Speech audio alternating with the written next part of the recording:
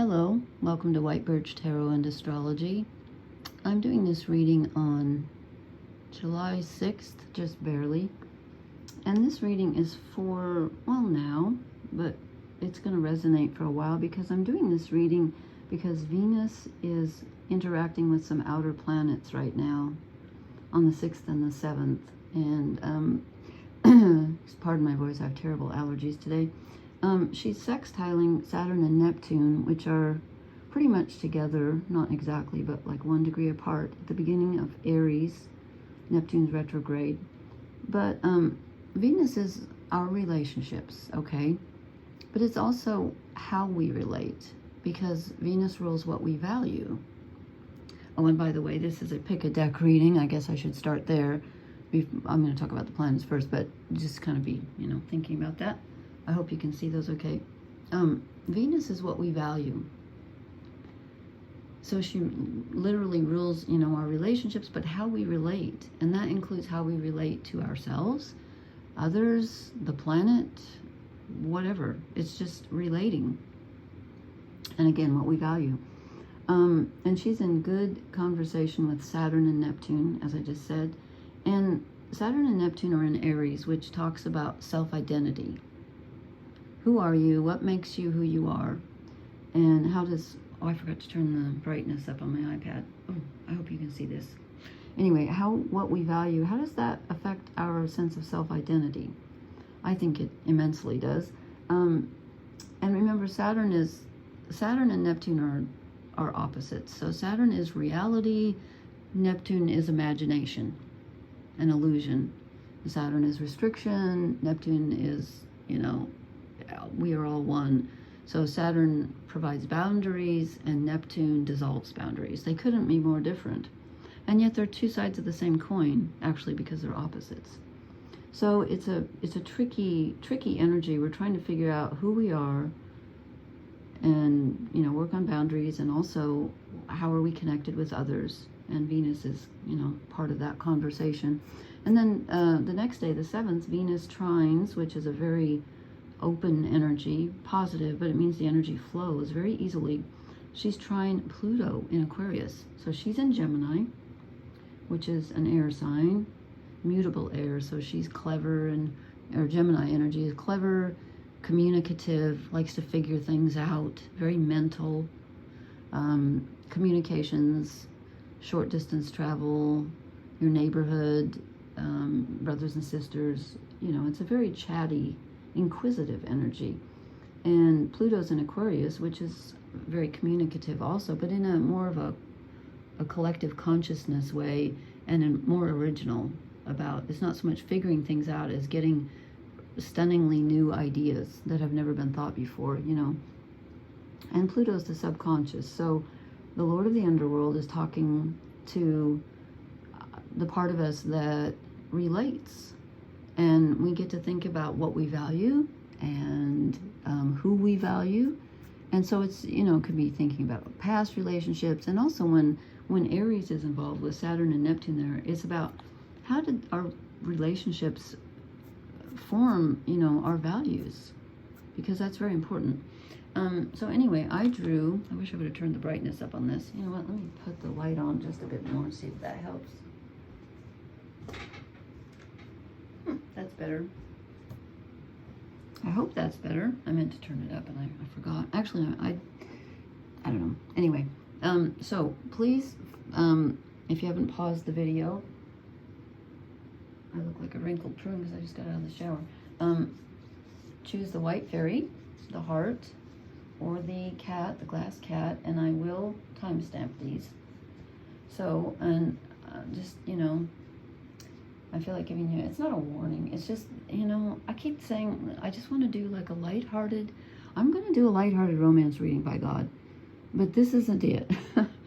These are very deep, but with Pluto involved in the outer planets, I kind of figured it would be deep. They're not necessarily grim, I'm not saying that, they're just very, very intense, I think. So I'm going to timestamp this, but I'm starting with the white fairy, if you chose this one. I got to get another color on here. Okay. Let me remember to write it down. Okay. All right. If you chose the white fairy, And these are the Kim Kranz archetype cards. And then I've drawn 2 fairy cards just to further mess up the stew or whatever. Okay, we start out, this isn't as bad as it looks. Okay, this is the destroyer. This is Pluto. But remember, Pluto rules, yes, Pluto rules death, but Pluto rules transformation and rebirth. And here we have Ouroboros, the snake that eats its tail, and some scary wolf eyes or something, and I'm not quite sure what these are, to be honest. Kind of look like acorns or planets, I don't know. But this is about something ending. I'm going to read the keywords if I can find them in this book. Let's see, what's that? 23. Did you notice last time I did a reading how many things we had? 3s? Everything came out in 3s. And then tonight, a bunch of the cards end in 3. This says swift and precise blows that redirect our life. Okay, that's not as bad as it sounds. I know that sounds grim. But what this is about is, it's about endings, yes. But it's about letting go of things that we don't value anymore. And in order to do that, we have to, sometimes we don't get to choose the endings. But sometimes they're necessary. And I'm just going to read a little bit from the book here. There's one sentence that really got me here. It says, okay, culturally we have an aversion to endings, and we hang on to permanence as a signifier of success. Yet the destroyer pulls the rug out from underneath relationships, jobs, homes, and all forms of security. It's the part of us that wants things to end. Its painful orientation is to uncover our true purpose. Okay, so we are being challenged here. This could be something that ended a long time ago that you haven't accepted. This can be thinking, as I said, about what you no longer value. What needs to go in order for you to find your true purpose? I think, when Venus is in aspect to the outer planets, I think it really does direct us toward, like, what's really, as I said, what do we value? And because when you decide what you value, that's where you put your energy, right? So I think all 3 of these readings are about, where do we put our energy? So something ends, or we're thinking about something that has already ended, and we're trying to work it out, and it may be something that was beyond our control, it sounds like. And then we get the vow. Let me read the keywords for this. Let's see, 54. I marked it, but where is it? Here it is. Okay. Bearing witness to the shift toward destiny. Well, I would say that when the destroyer comes in, this is destiny, because, it is hard for people to let go. So sometimes if something needs to go, fate usually takes care of it for us. But this is about deciding to what or to whom do you want to make a vow? Where do you want to put your energy? What do you want to commit to? And again, this has to do with your values. Let me push that up a little bit. And I'm going to read the keywords here. I already did, but I wanted to read more than that. Let me see if I can find it again. Here it is. Okay. When the vow is spoken, the air shifts, karmic ties are formed, and destiny tilts on its axis. That's the destroyer. Our words and intentions have immense power. Okay? The vow activates the eternal and unseen forces of the world. Okay? These promises cannot be unsaid or forgotten, so breaking them can leave lingering complexities and loose ends. This card calls us to acknowledge the vow we are living by, consciously or unconsciously, and either recommit to it or create a ritual that signifies its closure. You've been underestimating the power of your promises. Okay, so I would say ask yourself, to what or to whom are you wedded? And sometimes that can be just assessing, old ideas, old notions of how you have to be in relationships, or how relationships formed you. This is about your self-identity, ultimately, and how you think about yourself, how you think about relationships, again, even to yourself. And as it said, either recommit and be serious about it, or be willing to let go of it. Kind of a choice here. It's almost like the destroyer doesn't give us a choice. Something ends and we're thrown into this time where we have to reevaluate, which has the word value in it, as if you didn't know that. And then we make a choice. This is, destiny comes along and changes things, and then we get to choose and say, what am I gonna recommit to that and do it again? Am I gonna do something different? Okay, then the two fairy cards I got are very different, actually. This one came out first, the blessing. Excuse me. And see, that ends in 3. We got 53 and 43. I'm like, what is with the 3s? We got 23, 53, 43. I don't know. Okay, this is blessings of the day, journey, and beginnings. Okay, this is where you are blessed. We're all blessed, whether we deserve it or not, okay? It says, begin each day, each action, each journey with thanks and gratefulness, and know that whomever you touch will be blessed as well.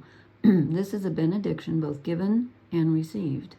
If you can bless the day and whatever you intend to do this day, then you will receive a blessing in return. Think of the beginning of each action as the beginning of a journey. A journey takes you from one state of being to another.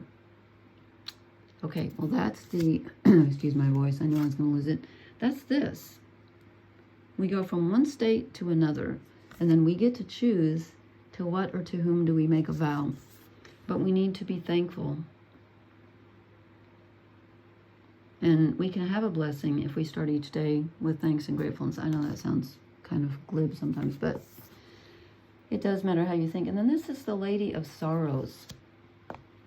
She's the one who won't let go of old grudges. And she's got a wall around her heart. The key words are lack of forgiveness, barriers, and letting go.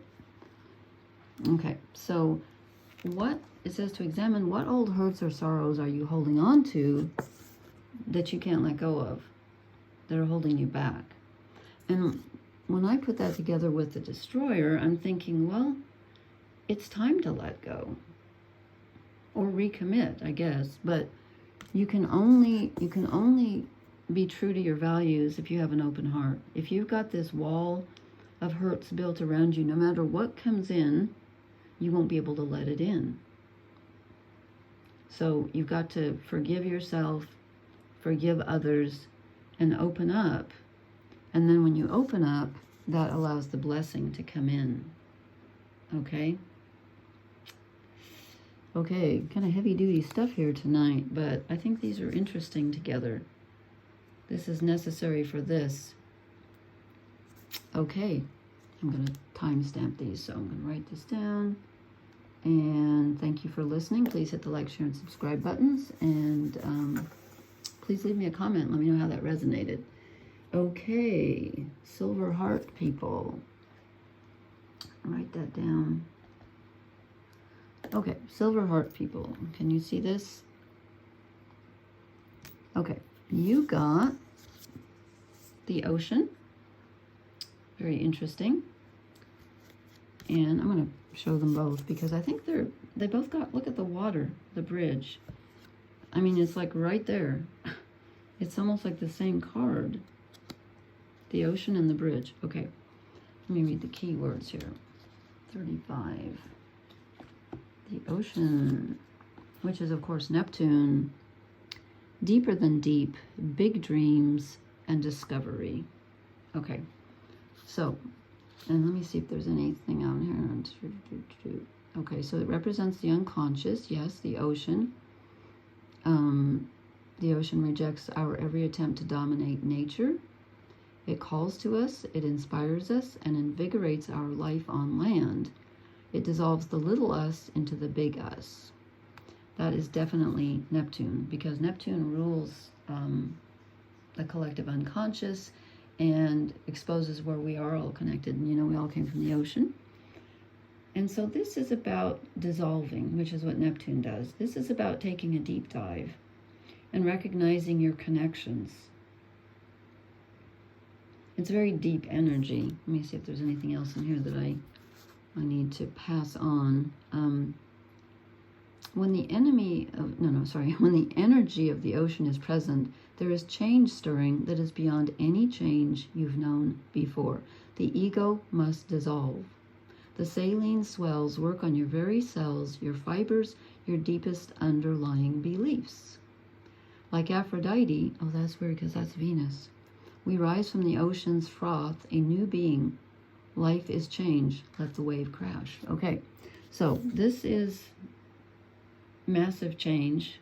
All three of these readings tonight are about massive change. And something going into the depths. Letting the depths transform you. And then we get the bridge. What's that got to do with it? Well, I think this is perhaps how we connect with this. The keywords for the bridge are acceptance, magic, and communication. So this is us getting the message from the ocean, I think. This archetype is the gesture of acceptance, of saying yes rather than withdrawing, separating, and saying no. When we cross a bridge to an unknown land, we are led magically into a new reality. We open up to otherness. Healing and communication are made possible. We enter a state of curiosity, wonder, and learning. That's Gemini for sure. The shaman, for example, creates the bridge between the everyday world and the sacred. But remember that a bridge can't be forced. It must be made with love, or its structure will not withstand the inevitable weather of life. Yes, that's true. So we have here's the shaman hand or the adult hand, and here's our hand or the child hand, where we are literally, we take this deep dive into the unconscious or, our emotions, whatever is calling us here with the dissolving of our boundaries. And it literally gives us a way of bridging the gap, and we're led to a new reality. We change. Look how this person has changed. This could be the shaman holding out the bridge and this person receiving, but it could also be how we've, when we get to the other side, we're different. So when Venus connects with Saturn and Neptune, Neptune dissolves the boundaries. Saturn can help you manifest. There's that aspect to Saturn. It can provide blockages also, but sometimes we need a blockage to move us along. But if you drew this reading, if you chose this one, it looks to me like your boundaries are going to dissolve more than hitting barriers. I think this is about letting go. Let's see what and taking a deep dive. Oh yeah, okay, this and the last reading got two very contradictory fairy cards. We get the joy of the future. This is about having a positive attitude when you think of the future rather than a negative one. And that sounds very trite, I know. But if you think about it, it takes so much energy to be dreading the future. See this guy down here? He's like, oh, what's going to happen and what if? But that takes so much energy. And honestly, it's just as easy to imagine something good coming in as it is something bad. And I know we think that if we worry about things, we can prevent them, but we all know that's not true. And also, sometimes we don't want to expect something good, because then we get disappointed if we don't get it. And sometimes if we get the good thing, then we're scared to enjoy it because we know we could lose it and we don't want to, or we could ruin it, if you're really negative. So this is about, just let me read the keywords here. This is about really being willing to expect good things. This says fearful anticipation, optimism, and the now. That's also about living in the now. Fairies live in the now. The moment, this moment, matters more to them than any past or future. We, of course, are mere mortals, but we can try to emulate them. It takes courage to anticipate joy. Yes, it is much easier to expect the worst. It's not easy to expect the best, but you know what? That gives you a boost. It's asking us to do that. And then we get the heartless love, which is strange, because this is someone who either feels abandoned and has been abandoned in love, or they're the one who's doing the abandoning. This is about not being there for someone. You're like a shadow self. You're not showing up. I'm going to read the keywords here. It can be being too self-centered and just not, sort of like not seeing the other person's needs. It's abandonment, heartbreak, and false expectations. Okay, if this turns up in a reading, look at your own relationships. Are you the heartless love? Is the person you are involved with taking that role? Where is the energy of your relationship going? Perhaps a bit of human compassion is needed. Okay, so there's something going on here where you've either experienced abandonment in the past and then you expect it, and maybe that's why we get the joy of the future. It's saying, hey, just because that happened maybe a bunch of times when you were a kid or an adult or whenever, just because it happened, it doesn't have to sully the future totally. Because this happens. And also it's saying, have you been like that in a relationship? And if so, maybe you regret it. But if your life's not over, you're watching this, I'm assuming your life's not over, next time you can be more heart-centered. You can be more in tune with what other people need. So it could be you, it could be the other person that treated you like that. But I think you get a realization about that. You get some information about your past loves and also how you look to the future, you know? Because you've got a real gift here with the bridge. This is very powerful. This is moving you to a new reality. Okay, that was the Silver Heart. I'm going to write down the time here. So please hit the like, share, and subscribe buttons and leave me a comment and let me know how this resonates. Okay, thank you. And now I'm moving on to the glass cat. This one, the glass cat, that my dear friend and past landlady, who is no longer with us, Margaret, gave me. Thank you, Margaret. Okay, you get Thanatos, which is upside down, I think. Wait, yeah, it goes this way. There's actually like a black head here and hands interwoven. Thanatos is death, I believe. We got the web of life here. And agape, unconditional love, with light in the middle. Yay! So it's not as bad as it looks. Okay, I'm going to read the keywords. Thanatos is the Pluto energy, I believe, that Venus is interacting with. Okay, the keywords here: grieving, mourning, bearing witness to all that is. It's not easy to bear witness to all that is it? No, it's not, especially with what's going on in the world.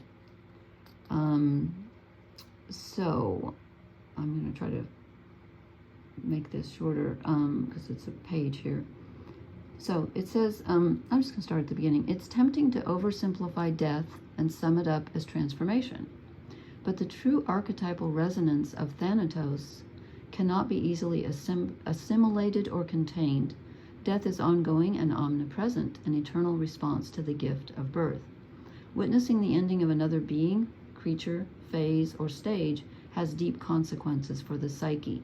We are forever changed by Thanatos as it sweeps us under its wings, making us relinquish control in every form. Yeah, that's true. It leaves a mark of ash upon our heart, signifying we have touched the cusp of the underworld and will return to the land of the living eventually with more compassion and wisdom to share. One who has faced the annihilation of Thanatos can face anything. When this card appears, it signifies an initiation into the underworld. Wow. Okay. Okay. So this is deep stuff here. This is our relationships, and again, this can be your relationship to yourself, your relationship to relationships in general, and again, what you value. When you think about your losses, how does that change what you value? Does it change how you value yourself? And this is the web of life. You know, we're all connected. I know it looks kind of gloomy, like it's old, and you know, but again, Thanatos is letting go of the old that no longer serves us, and as the book said, it's not just about death is not just about transformation. We all know that. We've all lost loved ones, and you're not the same afterwards. You're just not. So this is a real acceptance of that, and letting it change us and move us. But it leads us to, I think it's pronounced agape, which is unconditional love, I think, isn't it? Let me look this one up. It's right next, actually they're right next to each other. This one is 73 and this one's 72. Interesting. The key words for this one are service, reverence, honor, and joy. And it says, what if instead of putting yourself at the center of your spiritual practice, you put God, goddess, or nature at the center? How would this change your approach? Such is the energy of agape. It is alive when we are in awe and wonder, our breath taken away by the sacred force that surrounds us and asks for nothing in return. Okay, this card can indicate a spiritual initiation that stretches your capacity to love and serve. Okay, yeah, we've been stretched here with the Thanatos. You sense the earthly as the heavenly and vice versa. That's why it's so, when it said, you know, being present to all that is or whatever, it's so difficult to do that when you care. It's really hard to do that, to open yourself up to everything. But that's the only way you can reap the benefits of the light yourself. These candles are inside your heart. Okay, where was I? Let's see, is there anything else? Yes.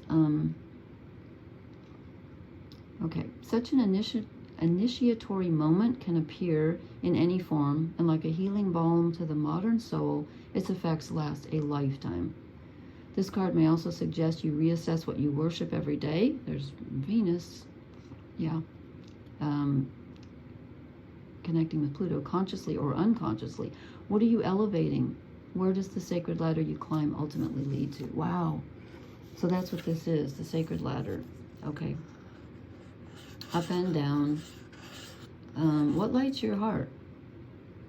And also, you know, to release the old. To release the old then allows you to open up to what's waiting for you. And there's always something waiting for you.